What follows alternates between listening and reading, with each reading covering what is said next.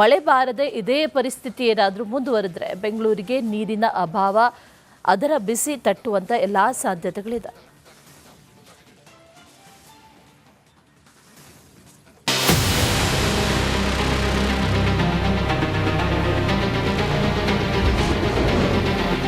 ಮುಂದಿನ ವರ್ಷದ ಆರಂಭದಲ್ಲೇ ನೀರಿಗೆ ಹಾಹಾಕಾರ.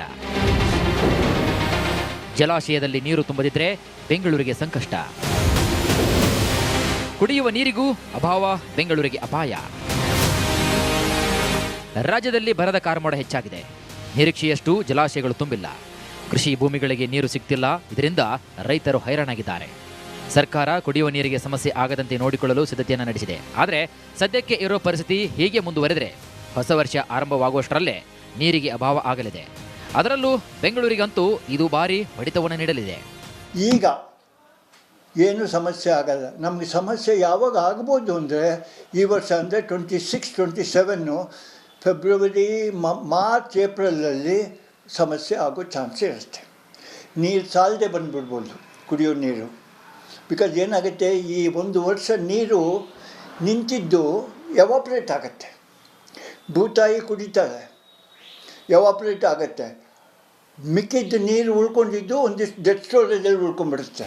ಹೌದು, ಬೆಂಗಳೂರಿನಲ್ಲಿ ಕುಡಿಯುವ ನೀರು ಜಲಾಶಯಗಳನ್ನೇ ಅವಲಂಬಿಸಿಕೊಂಡಿದೆ. ಹೀಗಾಗಿ ಬರ ಕಾರ್ಮೋಡ ಮುಂದುವರೆದು ಮಳೆ ಬಾರದೆ ಜಲಾಶಯ ತುಂಬದೆ ಹೋದರೆ ಬೆಂಗಳೂರಿಗೆ ನೀರಿನ ಸಂಕಷ್ಟ ಎದುರಾಗಲಿದೆ. ಸಾಮಾನ್ಯವಾಗಿ ಏಪ್ರಿಲ್, ಮೇ ಸಂದರ್ಭದಲ್ಲಿ ಎದುರಾಗ್ತಾ ಇದ್ದಂತಹ ನೀರಿನ ಸಮಸ್ಯೆ ಜನವರಿ ಆರಂಭದಲ್ಲಿ ಎದುರಾಗುವ ಭೀತಿ ಇದೆ. ಇದರ ಜೊತೆಗೆ ಜಲಾಶಯದ ನೀರು ಆವಿಯಾಗುವುದರ ಜೊತೆಗೆ ಇಂಗಿ ಹೋಗ್ತಾ ಇದೆ. ಈ ಎಲ್ಲ ಪ್ರಕ್ರಿಯೆ ನಡೀತಾ ಇರೋದರಿಂದ ಮತ್ತಷ್ಟು ಪರಿಸ್ಥಿತಿ ಬಿಗಡಾಯಿಸುವುದು ಮಾತ್ರ ಅಲ್ಲದೆ ಡೆಡ್ ಸ್ಟೋರೇಜ್ ನೀರು ಕುಡಿಯಲು ಯೋಗ್ಯವಾಗದ ಸ್ಥಿತಿಗೆ ತಲುಪುವ ಆತಂಕ ಕೂಡ ಇದೆ. ಇನ್ನು ನೀರಿನ ಮಟ್ಟ ಕಡಿಮೆ ಆಗ್ತಾ ಇದ್ದಂತೆ ಪಾಚಿಗಟ್ಟುವುದು ಹಾಗೂ ನೀರು ಕಲುಷಿತವಾಗುವ ಭೀತಿ ಇದೆ. ಹೀಗಾಗಿ ಸರ್ಕಾರ ಆದಷ್ಟು ಬೇಗ ಈ ಬಗ್ಗೆ ಗಮನವನ್ನು ವಹಿಸಿ ಮುನ್ನೆಚ್ಚರಿಕೆ ಕ್ರಮವನ್ನು ವಹಿಸುವಂತೆ ತಜ್ಞರು ಸಲಹೆ ನೀಡಿದ್ದಾರೆ.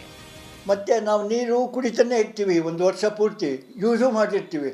ಹಾಗಾಗಿ ಏಪ್ರಿಲ್, ಮೇ, ಜೂನ್ ಮತ್ತೆ ಮಳೆ ಬರೋವರೆಗೂ ನಮ್ಗೆ ನೀರು ಸಾಲದೆ ಬರೋ ಚಾನ್ಸಸ್ ಇರ್ತದೆ.